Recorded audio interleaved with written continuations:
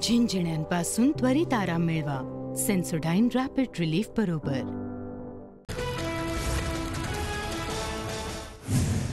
आज फक्त मुख्यमंत्री आणि 2 उपमुख्यमंत्र्यांचा शपथविधी। अजित पवार गटाचे आमदार अनिल पाटलांची माहिती। तर शपथविधीसाठी अद्याप इतर कोणत्याही नेत्यांना निरोप गेला नसल्याची सूत्रांची माहिती। महायुती सरकारचे मुख्यमंत्री म्हणून देवेंद्र फडणवीस आज शपथ घेणार। पंतप्रधान मोदींच्या उपस्थितीत संध्याकाळी 5:30 वाजता फडणवीसांचा शपथविधी। एकनाथ शिंदे आज उपमुख्यमंत्री पदाची शपथ घेणार। तर मग गृहमंत्री पदावर अद्यापही चर्चा सुरूच, सूत्रांची माहिती।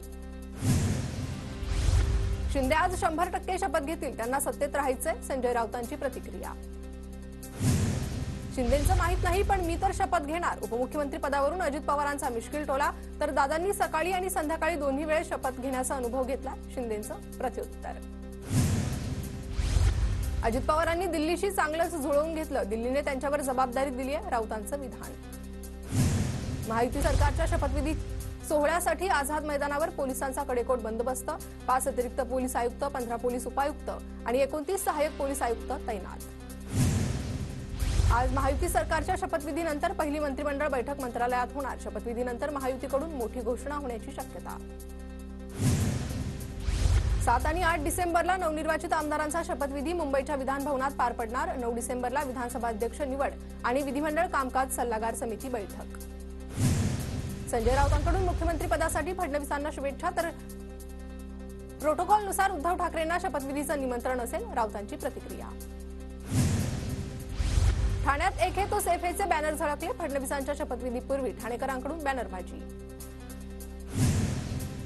सीएसएमटीच्या बाहेर महायुतीकडून मोठी बॅनरबाजी। आज आझाद मैदानावर होणाऱ्या शपथविधी सोहळ्यानिमित्त बॅनरबाजी।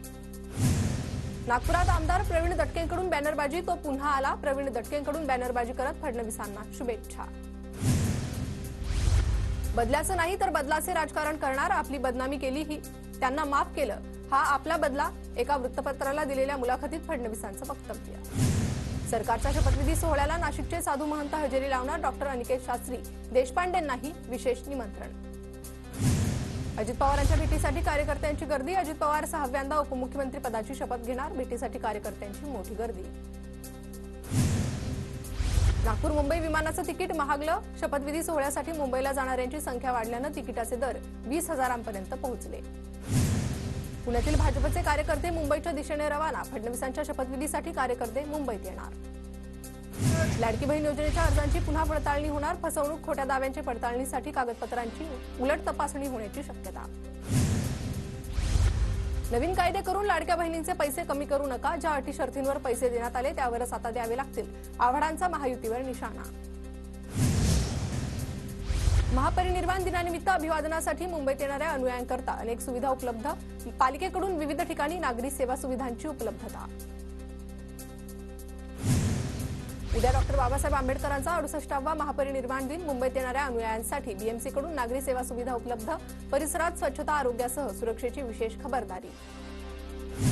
सोलापूर शहरात दंड न भरल्यानं 400 वाहन चालकांविरोधात कारवाई। सोलापुरात वाहतूक पोलीस ऍक्शन मोडवर। बीडच्या माजलगाव तालुक्यात गव्हाचा पेरा वाढला। उगवण क्षमता वाढवण्यासाठी तुषार सिंचनाच्या वापराला प्राधान्य। फेंगल चक्रीवादळामुळे दक्षिण कोकण आणि मध्य महाराष्ट्रात पावसाची शक्यता। पुढील 2 दिवस हलक्या ते मध्यम पावसाचा हवामान विभागाचा अंदाज। राज्यात थंडीचा पारा घसरला। पहाटेचं तापमान सरासरीपेक्षा 5 डिग्रीनं अधिक। तर फेंगल चक्रीवादळामुळे राज्यात ढगाळ वातावरण। जालना जिल्ह्यात पसरली दाट धुक्याची चादर। रब्बी हंगामातील पिकांवर प्रादुर्भाव। मागील 3 दिवसांपासून सूर्यदर्शन नाही। नाशिकच्या लासलगावमध्ये पावसाची हजेरी। काढणीला आलेल्या कांद्यासह इतर शेती पिकांचे नुकसान।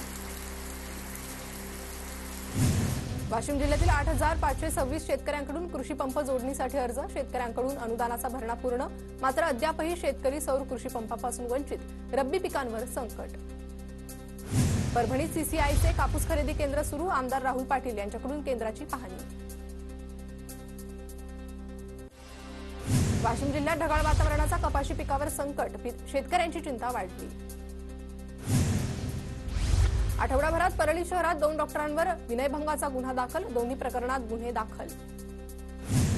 रेल्वे रुळाची पाहणी करताना निरीक्षकाच्या ट्रॉलीला विशाखापट्टणम एक्सप्रेसची धडक. जेऊर ते भाळवणी स्टेशन दरम्यानची घटना. लोको पायलटच्या प्रसंगावधानतेमुळे तिघेजण बचावले. कल्याणमधील आधारवाडी तुरुंगात कैद्यांमध्ये राडा. न्यायबंदी कैद्याला इतर 7 कैद्यांकडून मारहाण. पोलीस ठाण्यात गुन्हा दाखल. ऑनलाईन फसवणूक आणि डिजिटल अटक आदी गुन्हे रोखण्यासाठी नवी मुंबई पोलिसांकडून युट्यूब चॅनल सुरू. नागरिकांमध्ये जनजागृती करणार. सांगलीत ज्येष्ठ साहित्यिक डॉक्टर भालचंद्र नेमाडेंचा क्रांती अग्रणी पुरस्कारानं सन्मान. ज्येष्ठ दिग्दर्शक जब्बार पटेल यांच्या हस्ते पुरस्कार प्रदान.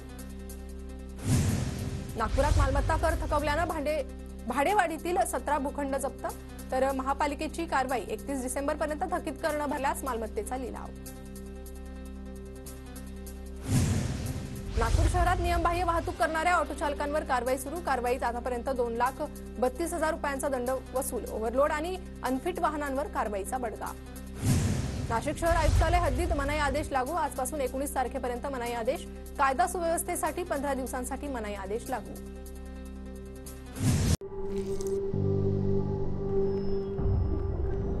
झिंझिण्यांपासून त्वरित आराम मिळवा. सेन्सोडाइन रॅपिड रिलीफ बरोबर.